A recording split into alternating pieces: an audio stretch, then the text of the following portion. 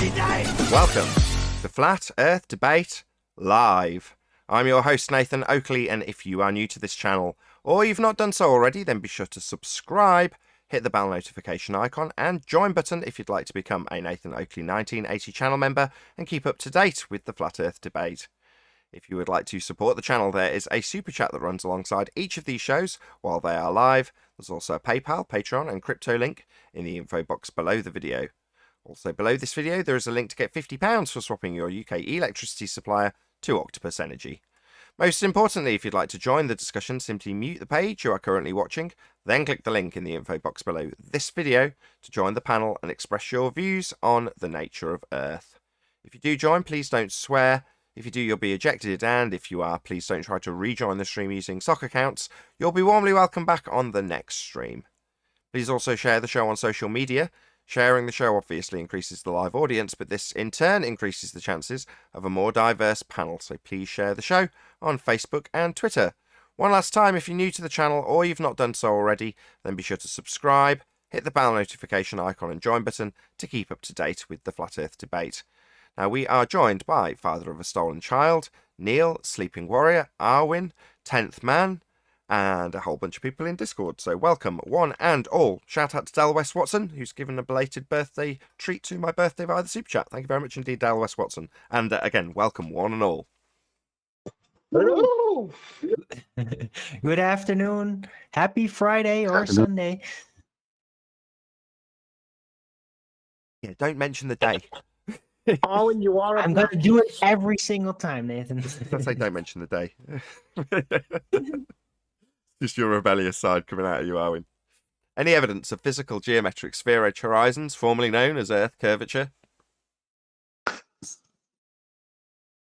No, not at all. No, but we can calculate as if there were one. It's a thought experiment, theoretical construct. That's what it is. The horizon is I not think I- physical. The horizon is not Earth curve. We only have one horizon, and the horizon in the geometric physical sphere edge globe model is physical. Our horizon in reality isn't physical. The horizon's not Earth curve. The horizon is not physical.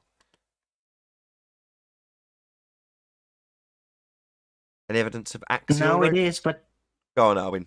The short pause wasn't the right time. it clearly. is. I left a pause. It is. I leave a pause, right? It is geometric. It is geometric. You just you're- need to draw a curved line to the tangent point in order to get it. Yeah, the horizon isn't a tangent point, though. That's the point. That they haven't got anymore. No, but Yeah, it so- can be. They can't. So the horizon is not a physical point, but you can calculate it as if it were one. So not a you physical point. calculate the physical point, then you draw a curved line to it, and you got your tangent. No, you have to number preassume one, you a curved line to it. No, Arwin. No, you're not drawing curved lines to anything and calling them a tangent, because a tangent is a straight line to a point on a sphere or a circle. That's not a tangent if you're drawing bent lines to it. No, but you just need the tangent point. And then you can draw a curved line to that tangent point. And the tangent point is only a tangent point because it's got a straight line drawn to it, Arwin. Yeah, but you don't need that anymore because you can draw the curved line to it. You know what you call it? A tangent point without a straight line drawn to it, Arwin. I learned it from Rumpus. It's got a name. A tangent point without a straight line drawn to it. Yes. It's just called a point. Oh. Good point. Any more on physical geometric sphere edge horizons, formerly known as Earth curvature? We've debunked them. The Yeah. horizon's not physical. Yeah, give me a second. I'm going to post something, but go on to the next question. I'll bring you back. Any evidence of axial rotation of the Earth-based variety?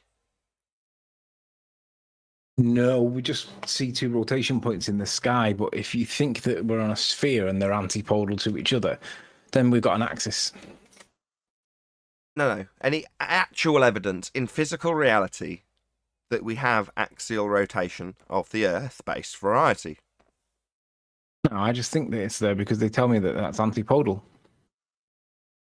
Beyond any begging the question fallacies that when travelling south you arrive antipodal from your north location because you've used the word hemisphere, any evidence of actual axial rotation of the Earth-based variety?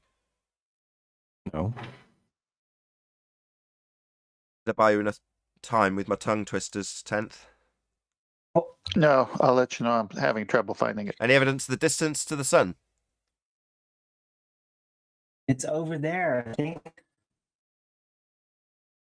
This is where Arwin should say about his physicality assumption bias. Well, I'm not assuming it's physical. It's just over there and can't really have a distance to it, but it still appears there and there's angular relations, so we can have a... No, wait, you can't have an angular distance that I was about to contradicts say. itself. Yeah, that's what they Mhm. do, though. But you can have an apparent distance towards it. Whatever it is.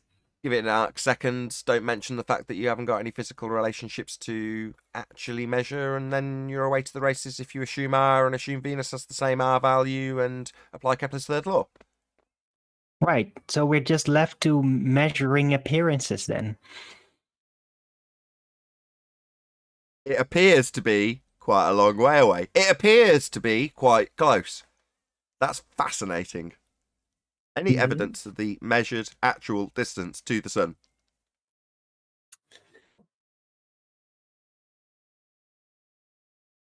Actual measurements. Don't be shy in Discord. If they just shot this rocket straight towards it with a camera mounted on it, I suggested doing this for the moon as well. It should be easier if the heliocentric model was a real thing. Then just shoot it towards it, and then if everything was correct, it wouldn't smash into the top of the container, the rocket, or basically lose lift and just drop down again. It should go towards the sun and then show a slight angular size increase due to perspective as you're approaching this thing called the sun that you're assuming is physically there. But it hasn't really been done yet. At some point, NASA just claimed, oh, look, we got a special satellite installed very close to the sun. Look, it's taking daily pictures of this sun fiery ball animation that actually doesn't look anything like the sun. But they didn't show like how they got there. It's just always like, oh, we got it installed right there now. Story starts with That's it. a long time ago in a galaxy far, far away, and then an assumption of a sky vacuum as the medium they travelled through. Same with any of the quote-unquote planets. Just light.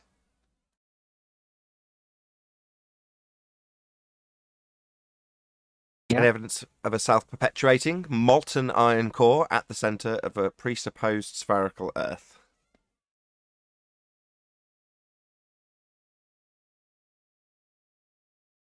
Any scientific evidence of gravity?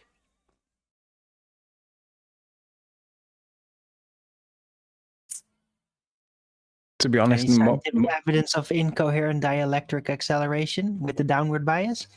I was going to say, to be honest, we're better off asking, is there any evidence of a downward bias at all, let alone be it gravity or... I mean, they can't even define gravity, but what the in phrase is downward bias. Well, where's the evidence of that? Well, helium balloons, steam, eggs in water, iron, what they called, anvils in... Mercury. What's that silver stuff called? Mercury. Mercury, yeah. Mercury. Yeah. No, Anthony, there's no evidence of any downward bias. Some things go up. So if we were all in the density layer or the medium called Mercury, then everything would fall up. Would there be a perception that there was an upwards bias? Yes, because absolutely everything would then go up. But we're not in Mercury, are we? We're in somewhere towards the opposite end of the scale, but we're not at the absolute opposite. We're not in a vacuum. So there is a medium there, and it has got a magnitude or a value to it. And that medium value denotes the direction. We've demonstrated it. We did what Einstein and Newton failed. Any evidence you can have gas pressure without the necessary antecedent of a container to press upon? The blue marble science is... Yeah, there's no science for that at all. But I was just Blue going to say, marbles. like, like, what did you say about Mercury? We're being surrounded by. Can you imagine like the entire world realm being filled by Mercury? That almost makes me start to imagine like so much Mercury, so much. Yeah, weight, I guess. Density, weight. No, no, no, no. Wouldn't It's that easy to make imagine. the dome burst No, open? no, no, no. Just think about a different liquid. Just think about fish in water rather than bloody mercury.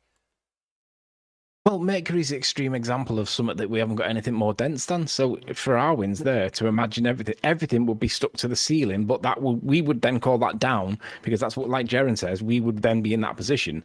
So everything would have a down perception, but it would then be up. But wouldn't just the sheer pressure of all that mercury just burst whatever is containing us? Mercury's not God adamantium. knows. Yeah, but it's extremely heavy. I know. And it's going to push in all directions. The weight of it, right?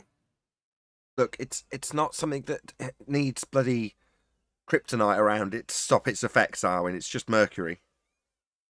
But it's really heavy though. And if the Oh, entire God. realm was literally filled up from bottom to top with freaking mercury, that's going to make quite an impact, I think. Okay. In this Just hypothetical world, sorry, I forgot on you the were in the confine, on the hypothetical container. world. You're a very literal man, and when talking about the hypothetical, you talk about it very vividly, like you're actually describing us having a mercury problem where it can't be contained. Yeah, in that hypothetical scenario that Anthony's created, where air is replaced with fucking mercury, then yeah, it would be a problem. But I don't think it's going to be a problem for us to worry about. Not for long anyway. But I was just wondering, like, if there is some kind of a dome, and I'm not saying that there has to be a top at least, but if there is like a sideways dome, some barrier touchdown, well, it would definitely reveal whether would be something outside of that or not, because to take all that material pressure from the inside, like mercury filled everywhere, that's good. Like any container, even in this world, that you're going to fill with mercury is going to have its structural integrity tested, because mercury is just so freaking heavy. Okay, can we get off the You can't subject keep of mercury in a balloon; it's going to rip right through it. Can we get off the subject of mercury? Is that a possibility? Any single Alright. viable hypothesis from any of the fields of astronomy, cosmology, or astrophysics? No. How about the orbit of Mercury? I think you're overloading your mic, Arwen. You're going very like warbly. I don't know what you're doing, but Oh, sorry, I'll keep a distance. But I was going to Eat your say, how microphone. about the orbit of Mercury? Eat your microphone. Eat your microphone. I don't think it's him eating it. Something going wrong because it's like a funny kind of distortion. Anyway, I won't labour it too long, otherwise we'll be here for a 5-minute period, which I don't want. I'll drop and rejoin. That might be an idea because you are sounding a bit weird. Now he's gone. What a wanker, eh? No, I'm only joking. Where were we? Any single viable hypothesis from any of the fields of astronomy, cosmology, or astrophysics? Yeah, No. the gravity orbit of Mercury. Since I wasn't allowed to talk about Mercury anymore, I thought I would just bring up the orbit of Mercury. That's a different Mercury, but fine. Right. Although it is kind of a gravity question. Although, look, astronomers and astrophysicists just should have an answer. So how about that gravity-based orbit of Mercury? Can you show us the model yet? You know damn well that they can't do it. That's why you're asking. You might as well make that point, though. Right. Hello, the 1990s.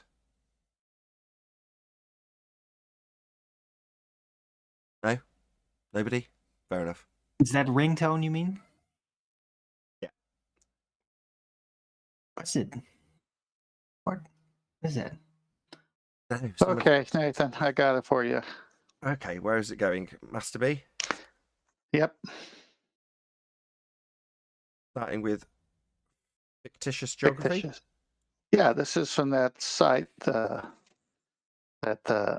American Association of Geographers. Just the language is colorful. Fictitious geography. In science and also in mapping, we are concerned with non-fiction generally in our work. but all too often we lose sight of the fact that much of our nonfiction is built upon abstraction and arbitrarily agreed upon convention, like p-values, for instance. With that in mind, today I will share some words from the glossary to help us remember that right there in our nonfiction research is our own fiction that we like to call abstraction and assumption. Go to the next slide. This one's, I'm going to have to read this for you. It's kind of small, isn't it? Radius of Earth effective, a fictitious value of the Earth's radius. What kind of value? A fictitious value of the Earth's radius, which, when used in a formula for the distance from a point to the geometric horizon, gives the same answer as would using the true value of the radius in a formula for the distance to the apparent horizon. If Earth were spherical and without air, tangents drawn to the surface from a point above it would define a circle, the geometric horizon, outside of which no points on the sphere would be visible from the chosen point, but all points inside it would be. If an atmosphere were added, points outside the circle would become visible because the line of sight would curve and extend to points beyond the geometric horizon. And as far as the circle, the apparent horizon, the greater radius. The distance to the apparent horizon can be calculated using the same formula as is used for the distance to the geometric horizon if, in that formula, a larger value, the effective radius, is used for the radius of the Earth. The effective radius for points of observation within the troposphere is greater than the true radius and increases with wavelength of the radiation at which the observations are made. It is particularly useful in determining, without long calculation, whether 2 points considerable distance apart will be intervisible or able to receive each other's signals. For radio waves, the ultra-high frequencies, the effective radius is 4/3, the true radius. Next slide. As it ends, at the end, they had other terms, but I wanted to keep it on the geometric horizon. We should embrace the fiction in our science because understanding what we can measure and what we cannot is a very important step to understanding the world around us scientifically. Could they say it any better, the fiction in our science? Yeah, embrace the fiction because we're doing science. It's just a total lie. They're not doing science. Science starts with natural phenomena. Well, no. We have to embrace the mathematics of something we cannot see to derive a value that we can extend out to a bigger value to assert that everything that's a hologram is going to be seen because it's beyond what you should see. That's essentially what that statement's saying. And then at the end they call it scientifically. No, it's not scientifically. It's maths. And no, we don't have a physical geometric spheroid for a horizon anymore. And it would need to be to block boats and buildings.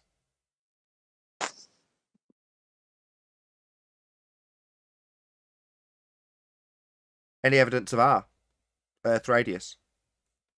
Thanks, 10th man. In the math, or it was always. Only in the math.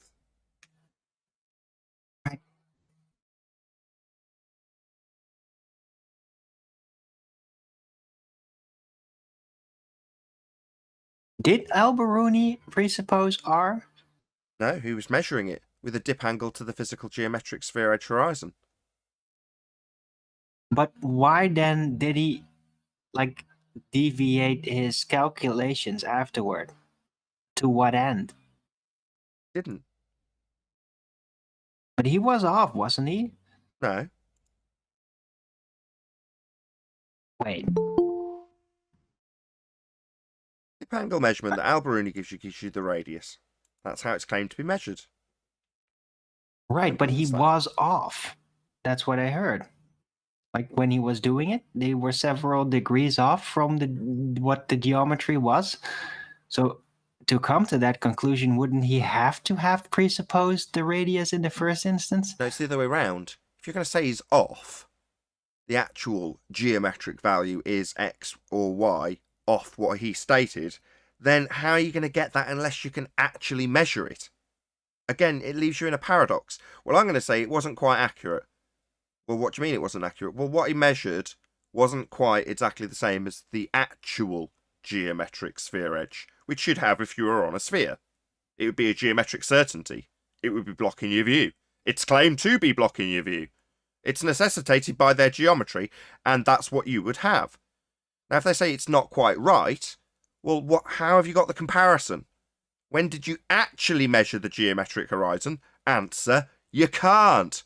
So how can you say he's off? How are you getting the correct measurement then? Well, you don't.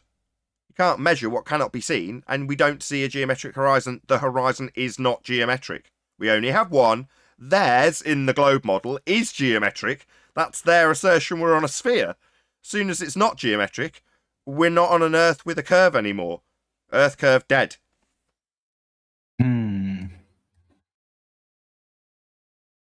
That's a Dead. tough one. D-E-D, dead.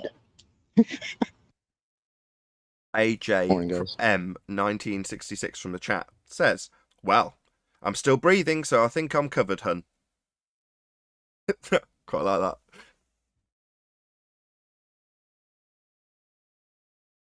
Well, that concludes the What's housekeeping. going on, guys? That's it. Hey, Chocolate. Yo. Yo, yo. Hello. Can you not hear us? Yeah, I hear you. What's up? Sky. What's going on? Cool. I missed out on housekeeping. Last one of the week. Yeah, I know. I know. I came into hearing how we might be off by a certain percentage of a geometric horizon that we can't actually measure. I don't That's know correct. I would say we would be pretty off if we're basing it on something we didn't actually measure, can't measure, because apparently we have an atmosphere. All that's real cool. Should be really easy. Should be measurable at 1.2 times the square root of the observer's height in feet. Should be. You would think so, right? Well, it must be. It's not you would think so. It must be if we're on a sphere. It's a necessity. That's But how that they work. hurts if it's not there. It hurts them. It's weird that we would have to assert to them that it's a necessity to have a physical geometric sphere edge to block boats and buildings when they've got calculators that assert exactly that. But we've got to tell them that they need a physical sphere edge for a horizon when they were barking it at us 3 years ago? Isn't that a turnaround? No, fundies, you do need a physical horizon. No, we don't. Nobody's claiming it's Earth curve. Really? Why would you assert that there's a feet and inches value blocked by a physical Earth curve then? Why is this Earth curve calculator called Earth curve calculator? Why is that? It's because you do definitely need a physical geometric sphere edge for a horizon. We've just debunked it. It hurts us, Master. It hurts. It burns us.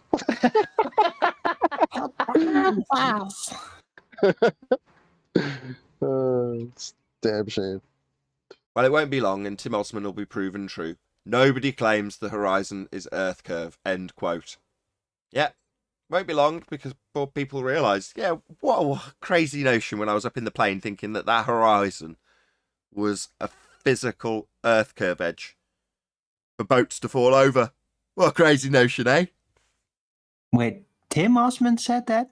But I'm pretty sure that right around that time he also showed his drone footage of the Salt Lake and how that was the sphere edge. The bit I like, Owen, is round about that time he's been touting that for 2 straight years. That's the pain kicking in. Nobody claims horizon's Earth curve as you're presenting a horizon as Earth curve. That's pain. At the top of his image of multiple horizons composited together, it says, "This is Earth curve." This is Earth curve. Nobody claims the horizon is Earth curve. Now look at my pictures of horizons titled "This is Earth curve." It's wonderful. He's never been back since. Nope. I don't blame him either. I That's don't the know most about shocking. wonderful, but wondrous, definitely. You can't come back from something. That's such an epic fail. You just Yeah. can't come back from that. That's such an epic fail. He even said it 3 times in 3 different ways. He paraphrased himself with "Nobody claims the horizon is Earth curve." He said it in 3 different ways on the same show within about 20 minutes. It was epic because he couldn't quite believe it. All he'd done is ducked out for a while, not really paid attention to what the Black Swan proved and disproved. And then you end up in a situation like Mr. Sensible. Well, all you've done is debunk R. yeah, that's right. Welcome to Flat Earth. Nobody claims the horizon's Earth curve. Yeah, well, we don't. You do. Welcome to Flat Earth. This kind of goes with what we were talking about earlier in the pre-show. They have so little to put their beliefs and hopes on for a curved Earth that they make all these mistakes along the way when it's obviously and observably flat and motionless. So there's more evidence for a flat Earth and an Earth that's not turning than there is for what their model says. And yet they make all these statements of their model like it actually exists. And then when they don't understand the Black Swan, they destroy the very heart of their model, the R value, which destroys everything in their model. Yeah. Well, they say, you know that horizon that we used to say was blocking things in the distance with a feet and inches value based on our Earth curve maths? Well, that physical location isn't actually physical at all. That's why it's so far in the distance in a Black Swan. It's refracted, i.e. it's not physical. You know, no longer capable of being Earth curve. It doesn't have any geometric values anymore. We just take a point, point, not tangent point, just a point. We draw a curved line to it and assume the R value that we can no longer measure because we've just moved the horizon from its physical location with geometric values attached. Well, we're going to move it to a non-geometric location. Really? Well, what's blocking boats and buildings then? I thought that was the proof that we had physical Earth curve. The fact that it blocks stuff, according to you, when stuff got too small to see. So that's not what was blocking the boats and the buildings then. That's moved to a non-physical apparent location, right? Bye-bye Earth curve. Bye-bye geometric Earth curve calculators. Bye-bye the assertion we're on a heliocentric sphere flying through a sky vacuum. Bye-bye.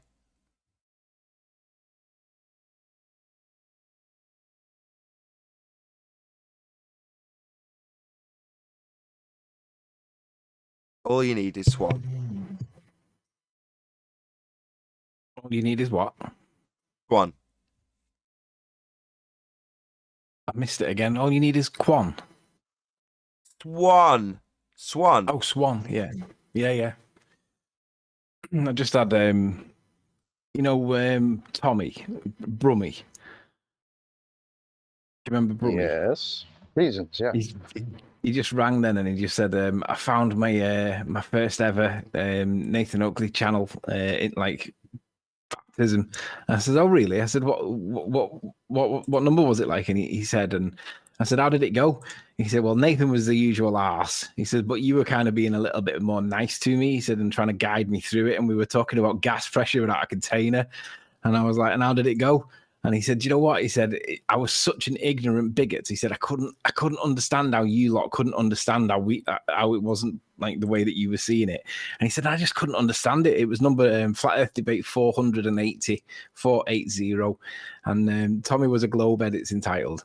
And it's just, he said it was brilliant to go back and listen to it. Obviously, Tommy's converted from being a ball earth idiot into thinking maybe we're not on a ball. And he's asking all the questions that we asked about 2 years ago, 3 years ago, 4 years ago. So he's well into his journey now and realizes that obviously back in the day, 2 years ago, when he made his first Flat Earth Debate introduction, he was a bit of an idiot. And he was laughing at his own stupidity. Go on, Neil. I said a bit. He was an obnoxious son of a bee. I sure is. Yeah, but looking back on it now, he realizes that the ignorance is really stark one-sided, isn't it? I mean, don't forget, we all realized that we were all ball earthers at one point, right? It's only when we started asking questions that we started to question it. Now, ultimately, he's realized that he came in like a hot stone and he was unnecessarily harsh and he was just laughing at his own poor behavior. Shout out to Tommy. Fancies himself as a bit of a boxing pundit. Because his, I don't know if you watched his videos. So obviously you subscribe to these people because they're related to the subject and they're going to have ancillary subjects that they cover. And for him, it's fighting. Now, I'm not a particularly big fighting fan, but I find it vaguely interesting. So I was finding myself watching his commentaries and giving his opinions on various different celebrity fighters and the people they come up against and how it's slanted in favour of one or the other. I thought it was quite fascinating, actually. I thought he was quite good, very knowledgeable. Well, he's a fighter himself, and he's had a few bouts himself. He's dusted a few people. He's probably been dusted himself a couple of times, but yeah, he's a keen boxer. So interesting to see his angle. Yeah, I could take him down. I don't know. I think the key thing is, what would Rachie do? What would Rachie do? I don't get it. Someone explain that. You were constantly asking about this, that, and the other. Would Rachie behave like this? And then Neil said, I'm sure Rachie will cover this, and etc., etc. It went on and on. I'm like, bloody hell, it's come down to what would Rachie do, as in what would Jesus do? I can't believe we got to explain this to you, Anthony. Come on, keep up. But I'm just at the point. The point that drives me mad is that forget about the person. It's look at the influence on the two characters in question. You've got one person that's influencing the other, and he's on our side, and that person on the other person that's receiving that influence is then confused. So regardless of who, just acknowledge that the newbie coming to the topic is being influenced by somebody on our side with a low-level argument being presented by a high-level protagonist. And the effect is confusion. That drives me mental.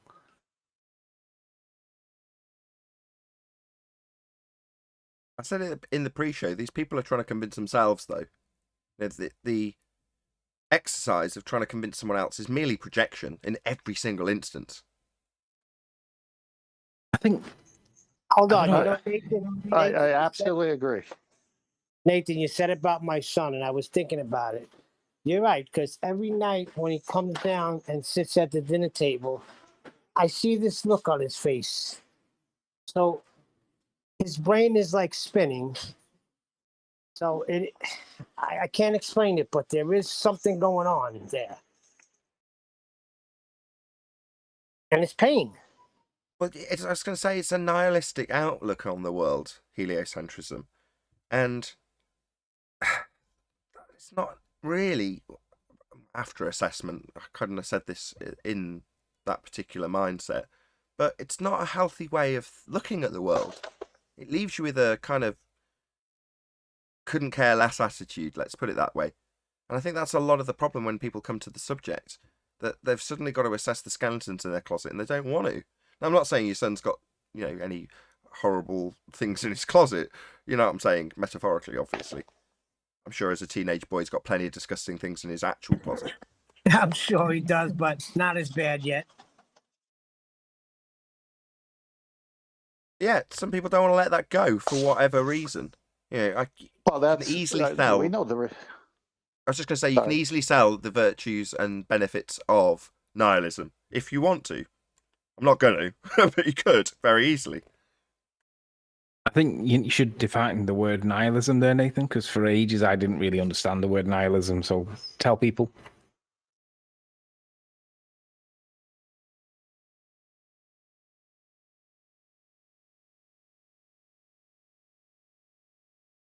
Did that come through the mic? Sums it up. Oh, it didn't come through. It didn't go loud enough. I'll just read it. Basically, the rejection of all beliefs and the rejection of all things that would leave you with anything to have a destiny for. It's a kind of rejection of everything in that regard. I was going to say that is the reason why people do that, because they want to be the center of everything. They don't want an authority figure, creator, to be the center. And hey, there might be some rules I got to follow, and maybe I don't want to follow rules, or maybe I should be living a certain way. I don't want to live that way. And so it goes all the way back to the person and the sin nature, as the scriptures describe, that me. I mean, I never taught my children to be selfish, but from the time they're born, even into adulthood, we fight selfishness with mine, that's mine, and taking away this toy from that one and hoarding it. It's almost like the Hobbit, in the Lord of the Rings thing with the ring, and so. Well, if there's nothing important in life and there's nothing significant, then you can go through life with that kind of carefree attitude, and it tends to make people very selfish. And as I say, I'm putting a negative spin on it. You can easily put a positive spin on those things, and plenty of people do. But normally they're people who want to control other people. I just find it funny when people will, when they come to this realization or they start to, they'll throw out all objectivity. It's like, oh, well, then we just can't know anything. Well, that's weird because 10 minutes ago you knew it was a globe. Now you finding out it might not be. Now you don't know anything. That's a bugged out state of mind as far as I'm concerned. That's crazy. Dude, it has to be a globe, and if it's not a globe, that means this is all just a trick just to make you believe the it's not a Matrix. globe. Like Rumpus said Right? to Anthony. Oh, maybe it's a Matrix then. Right. You might turn out to Like, be a brain in a box, but that brain in Anything a box but is flat, going to right? be on a globe. You see? Well, that's again proving that their selfishness. Oh, so if I'm wrong here, then I can't be wrong. But if I'm wrong here, then everything is a lie. I'm never wrong. Yeah, exactly. But the brain in a jar and Matrix are the same thing. They're the same argument. But that's the same. That is nihilism. That is, well, it's all for nothing. It's meaningless. I'm just a brain in a jar. Nothing that actually happens is actually occurring. It's meaningless. That's nihilism. Well, that just proves you can't have a brain without a container. That's all that. Yeah, right. Little skullduggery there. When I got it to text read, did it come through? I got it to read nihilism. Did it actually come through the sound, or was there just a short pause? No. Well, that doesn't work then. I got it to read the No, text, and it didn't work. actually, I thought you were doing it on purpose. It was so quiet, and so Neil goes, "Well, that sums it up because it was quiet for a long time." And I go, "Well, that's a perfect thing Nathan just did. I thought you did it on purpose." No, Right. I It did was it. so silent, I was even afraid to break it. No, it was supposed to be. No, it was just supposed to be a robotic voice reading out the definition of nihilism, but it didn't work. That's okay. Don't worry. I'll put it on screen instead. But the silence was the definition. That was the beauty of it. No. The brain in a jar is a good example. If you're a brain in a jar and you're experiencing something akin to the Matrix, then anything that happens within that scenario is meaningless, isn't it? If you're a brain in a jar, then the Marine Corps has it right because they're known as jarheads. Loads of ways of telling that story. So if you've seen Vanilla Sky, it's the same story. Matrix, same story. It's the whole idea of brain in a jar.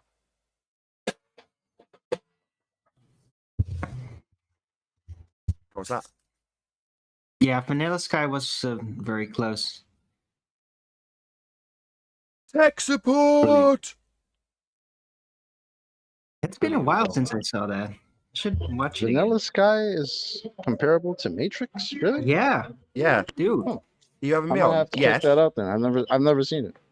Really? Well, chocolate, you have an affinity with vanilla. Nobody spoil it. yeah, that's my problem. Nobody yeah. spoil it for chocolate. Nobody spoil it. We've just spent 10 No minutes talking bias or about. nothing. We just spent 10 minutes talking about brain in a jar. Do you not think he's going to put two and two together? Yeah, okay. It's not a brain in a jar. Yeah, it is. That's exactly what it is. No. Are you just It's trying to still not his ruin the movie entire for him? body. Yes, that is Or exactly his what it entire is. body in a jar. Thanks. Right. But Hey, Chocolate, just so It's all right. that you're I'll aware, check it out. Don't worry about it. Yeah, go ahead. just so that you're aware, Penelope Cruz in that Vanilla Sky, it was probably her best moment in life. She was so pretty looking in that film. Also got Why? some Is she really ugly nice. now? What happened to her? Got a great Ferrari in She's it as just- well. She's just beautiful in it. She was in her best prime position in life, I think. I mean, she's got that like accent, the Mexican sounding accent, which probably isn't Mexican, but it sounds it. She's just sounds fantastic. All right, I'll check it out. Yeah, but he's also driving a 250 GTO, so there's also that. Oh shit. I think Tom Cruise married Penelope Cruz after this, after them getting together on this. Who cares? So nihilism, right? Brain in a jar, an outlook that is akin to the outlook of the empty vastness of space and us just being an insignificant speck of dust in a massive soup of ever-expanding nothingness. Now, when you think of the world from a heliocentric point of view, like in Contact or Men in Black in the opening and closing scenes, when they zoom out from a marble and right the way out to a massive scale with all the universes and then back into it just being another marble. You know, it's that sort of fractal way of thinking that makes you so small and so insignificant that anything you do here is meaningless. That's the outlook that heliocentrism gives you. Very bleak. Ah, But it's I- stupid though, because even though a fractal nature might actually apply, even though we might seem super insignificant, who are you to say? Who are you to judge about what scale matters over what scale? Do you understand the true meaning of the fractal existence? I don't think so. I just think Anthony should stick to gravity because he kills it well. When he brought up Penelope Cruz and and Tom, I just think it's mission impossible for him to get those facts right. She's not Mexican; she's Spanish. Number one. Well, Latino or whatever. There's Mexican. No, mix she's there, not isn't there? Latino. She's not even Latino. Who She's cares? She Spanish. sounds it. She sounds it. I didn't say she was. I said she sounds No, it. they took Dude. that language to Mexico. Who Just cares? watch the movie. It's not Yeah, about watch the movie. Just to be clear, I said I thought they got married as a result of it. They didn't. They dated for about 3 years apparently and didn't get married, but it was close enough. That's Well, why I said it thank was you, mission impossible. Oprah Winfrey. Pardon? But thank you, Oprah Winfrey. Where can I buy the book? What is it? Tea time? Now, what is this? The View? What's going on? I just didn't want someone writing a debunk video because they said they got married when they didn't. I just love Oh the way yeah, Anthony thinks. yeah. That's the kind of thing Latino. I search YouTube for. I scrub YouTube for that kind of flat Earth debate debunked. Cruz doesn't marry Cruz. Well, No, these but- trolls might do that though. You No, know, the he's got a lot of major trolls. amount- Like, look, Sleeping Warrior was wrong. Tom Cruise didn't marry Penelope Yeah, Cruz. Nathan. He's wrong Nathan, about I Tom and watched an actual Penelope. video about it. He's wrong about. Nathan, make it's sure to because they put an major on the extra minor. hashtag of it in the description box. It gets It's much because worse they major chocolate. on the minor so much. We all know that if you get the wrong if or the wrong then at the wrong time, that debunks the whole argument that you're making. No, it's going to get a lot worse chocolate because now there's Latino gravity. She was Right. fit anyway. Oh, So shit. watch it. Extremely racist. As a proud Latino Jew, I find that very offensive. Mazel tov. Shalom. Well, back to morning. Rumpus having two eye. What do you say? Eye measurements. How do you say it yesterday? Sights. Two different lines of sight? He had. Yeah, how talking can you have two lines of sight? What did he say? 2 lines of I wasn't sight. here yesterday. 2 lines of sight. That's what he said. Classic. Classic. Does Why? he count each eye as one or what? Well, because he's got to draw a line of sight to the geometric horizon. Unfortunately, because we cannot see the geometric horizon, he's got to get around that little problem by saying, well, we've got 2 lines of sight. And then he's going to go on to describe a line of sight of something that only exists in the maths. So it's not a line of sight, but that's what he'll We got- call it. 2 lines of sight? Oh, chocolate! You missed it yesterday. It was funny as heck. Yeah, I didn't hear that. That's crazy. Yeah, we've only got one How do 2 horizon. lines of sight give you sight to something you can't see? Because we No. have an atmosphere, don't expect to see, can't measure it. How's that? No, we've only got one horizon, and the horizon in their globe maths is physical and geometric. That's his first line of sight. The horizon we actually see is non-physical, non-geometric, apparent, moves with the bloody weather. And that's not what they need for their geometric earth curve maths, because if we're on a sphere, we've got a sphere edge for a horizon, it's going to block stuff. Exactly as asserted in their earth curve maths. Isn't that shocking? It's just a coincidence they're denying it because of the black swan. They have to deny their own earth curve maths. Shout out to... Oh, Hold on 1 second. Shout out to Tony Whitcomb. We live on Earth, not around it. Now that gravity has been debunked, it's now untenable to try and reify it into reality. Indeed, Tony, thank you very much for the £50 super chat. Really appreciate your support. Yeah, you can't It is reify. possible that they could have two lines of sight. If you imagine Rumpus with one eye looking one way and the other eye looking the other way because he's got a wonky eye, then you could have Riley, two lines of sight.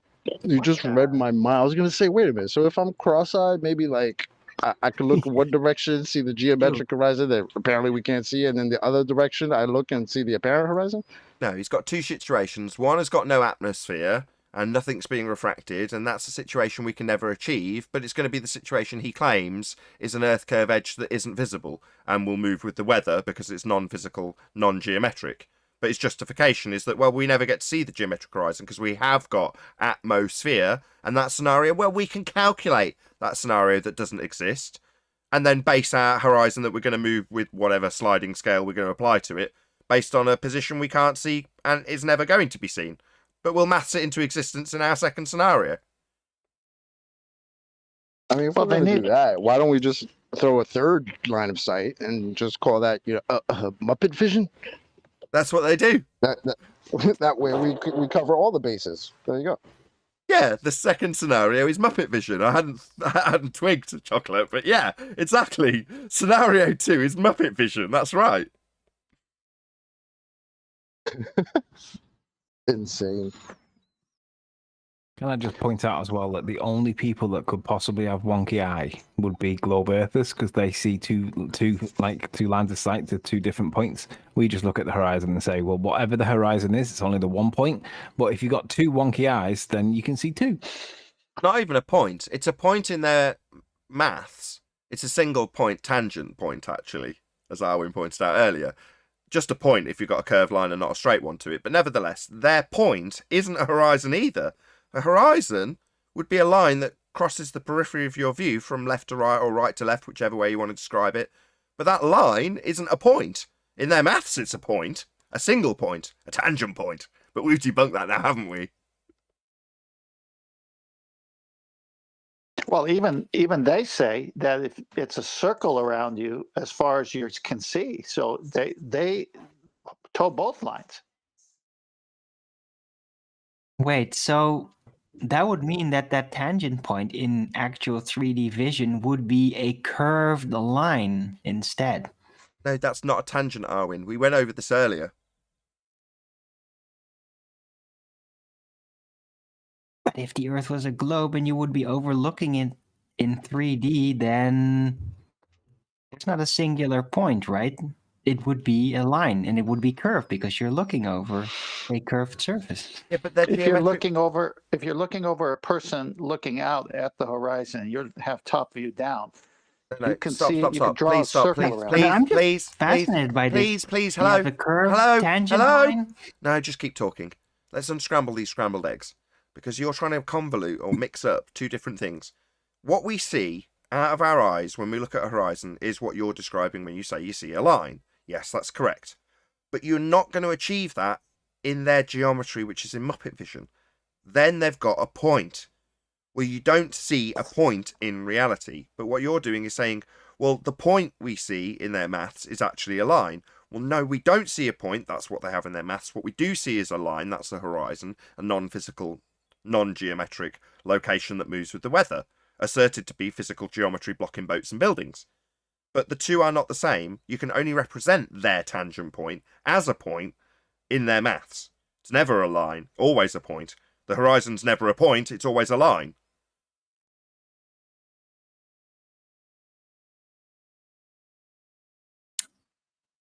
I still think it's viable ground for more confusion. I don't think it is. Rumpus has some maneuvering room here left. I don't think it is. When you're looking at something 90 degrees side on in Muppet vision, that is not the way the world represents itself. You don't get to see the side of your own head. You don't get to see a single point claimed to be a horizon, which is actually a tangent point in geometry. That's not how you see the world. You definitely don't see the side of your own head. You definitely don't see the horizon as a single point, tangent point to a sphere Earth that you're looking over. You just see a line across your vision. Well, that's not what they represent when you look at your own head. and a line from it to something in the right that hasn't changed its size with distance. Correct. Their world we don't experience. It's just that simple. And the two scenarios you've got to create in order to do that is one that's Muppet vision, that doesn't have perspective and has tangents that can't be measured, moving horizons that we actually see to positions that aren't geometric in reality.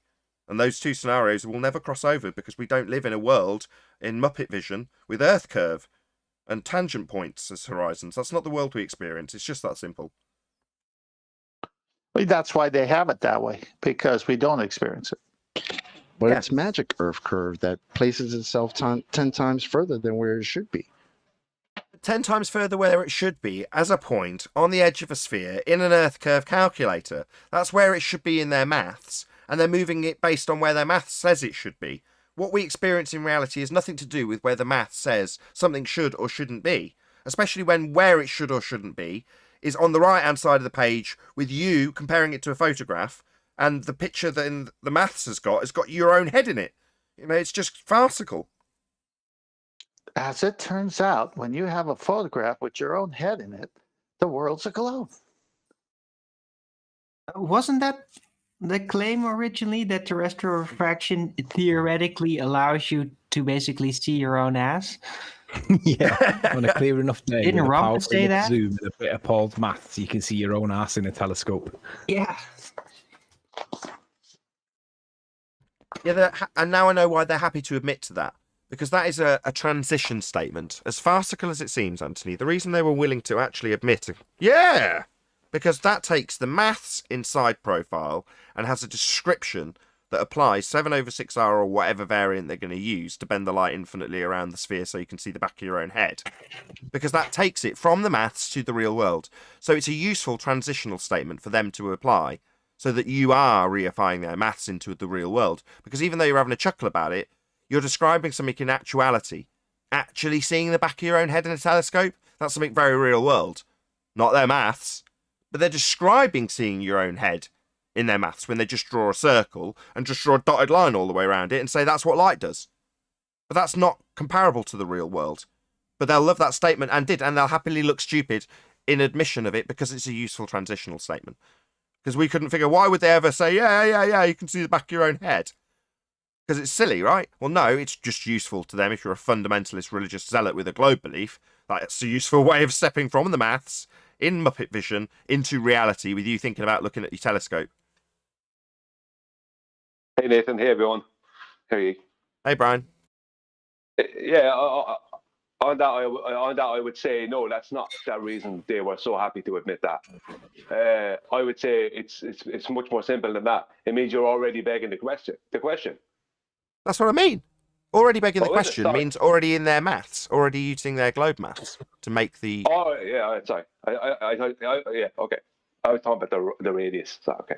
Yeah, you're assuming a radius and bending the light around it to describe what you see in your telescope. Exactly, you are begging the question.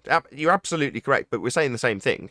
It's rather than saying begging the question, which often people will just hear and it'll just go in one ear and out the other because it's a description of a fallacy. Whereas if I say transitional statement from the maths, which has your own side of your own head, and then a circle with you looking at yourself, looking at the back of your own head, to you thinking about actually doing it with a telescope, it transitions from the maths. That's your begging the question fallacy, that Earth's a sphere with a dotted line going around it, with the back of your own head in the view in the picture. But that's you looking at yourself in the picture, i.e. looking at a dotted line going from your eyes, going all around a sphere, and then coming back to meet the back of your own head. Very different to you actually looking through a telescope and seeing your own head. But like I say, one is real world, one's the maths, and Anthony's doing all the work and all the legwork for you. They need you to reify the maths. Describing something that is them bending light at whatever rate they need in their begging the question fallacy, Earth curve maths, is very useful to them. I see it Sorry, as I almost the misunderstood. same nonsensical thing as when they say, well, if it's flat, why can't I see forever? Or why can't I see China from New York? It's the same. It feels like it's the same thing when they say, oh, I can see the back of my head with a telescope, but they apply that to a ball. It's like this thing with vision, like they think all of a sudden if it's not a ball, you can see yourself or you could see forever and ever. It's Excellent. insanity. Yeah, that's a good point. So what you're also ignoring when you describe that is the angular resolution limit of the telescope, calculable with the Rayleigh criterion. Well, when you actually work out how far you would have to look, what is it, 24,000 miles? Well, obviously Anthony's own head is going to be far too small to see at that distance. It's absolutely ludicrous. But in their maths, they can do it. Because you're looking at the side of your own head and just drawing a dotted line around a sphere. So why wouldn't you see your own head? Because there's nothing in that depiction that gives you perspective. Why? Well, because that's what they've called Earth curve. Yeah, they like to ask impossible questions, don't they? Because they know you can't they know you can't do. You know. But, Yeah, but they're the thing always- is, it's like, how does this topic bring you to that type of mentality? I mean, did you think before you started talking about this that you could see forever? And then being that you know, because obviously everybody freaking knows you can't see forever. But then did you relate that to being on a ball before you had this conversation in this topic? No. So then why are you doing it? These are the same people who could sit in their living room, look across the room, and not see their set of keys. I mean, they know what perspective is. Oh, my but they living don't room's a ball. Yeah, but not when you ball. No, because you can't see my keys. Therefore, it must have been gone over the curvature. Give me my refracted keys, chocolate. Well, I mean, that's what it is, right? They say that that's the only reason that something could disappear. Well, We're on a no, ball. they when it's on any other subject, they agree with us. When Of it has to course. do with the ball, they disagree with us. Of course. Hey, Yeah, the that's best exactly cross-eyed correct. joke is that dad joke I said that one time. Since you brought it up there, chocolate, it's a classic one. This guy sees his friend But and he's all if you sad, and he listen- says, "What's up?" And he says, "Oh, I just broke up with my cross-eyed girlfriend. We can't see eye to eye." And he says, "It got worse a month later when I found out she was seeing someone on the side." Wow.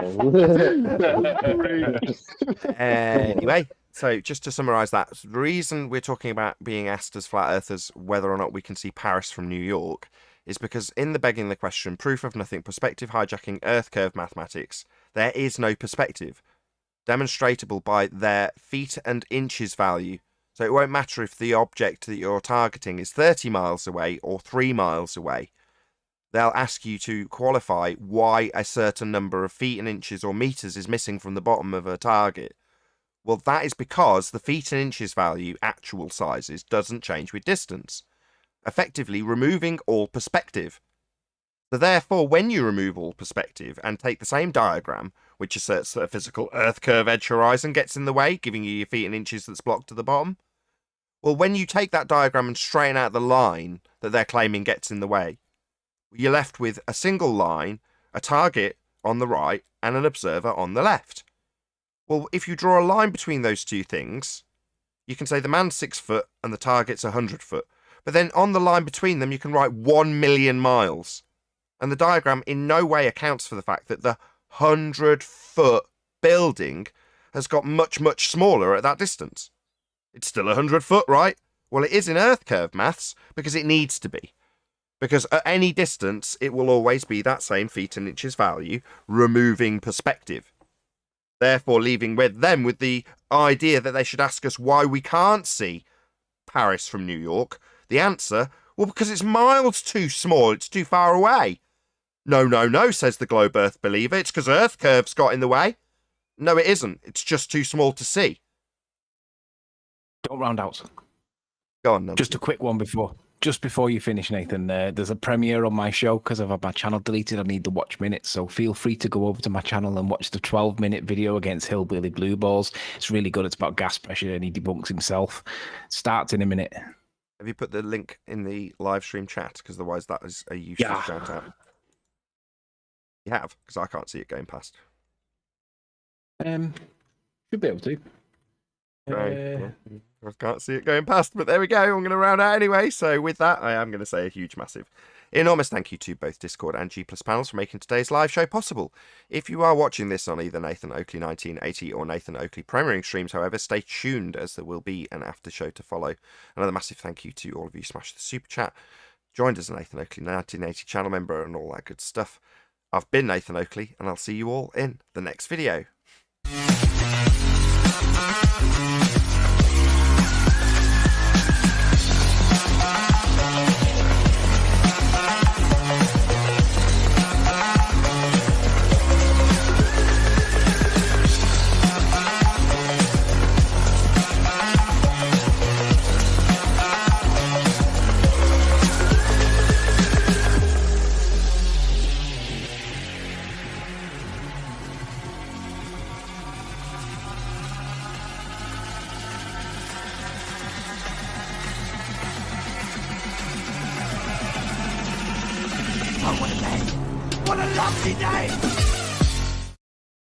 Shout out to M for hitting the super chat.